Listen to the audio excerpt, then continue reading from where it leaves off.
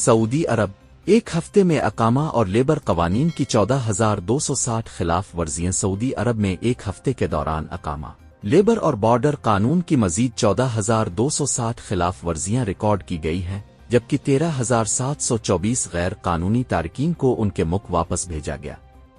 S P اے کے مطابق 11 سے 19 اگست 2026 کے درمیان مجموعی طور پر 6,900 افراد کو اقامہ قانون، 3,982 کو غیر قانونی سرحد عبور کرنے کی کوشش اور 3,378 کو لیبر لا کی خلاف ورزی پر حراست میں لیا گیا۔ غیر قانونی طور پر مملکت میں داخل ہونے کی کوشش پر 1,524 افراد کو گرفتار کیا گیا، ان میں 63% ایتھوپین، 36% یمنی اور 1% دیگر ملکوں سے تعلق رکھتے ہیں۔ علاوہ ازیں 38 ایسے افراد کو بھی پکڑا گیا ہے جو سرحد پار کر کے مملکت سے ہمسایہ ملکوں میں داخل ہونے کی کوشش کر رہے تھے۔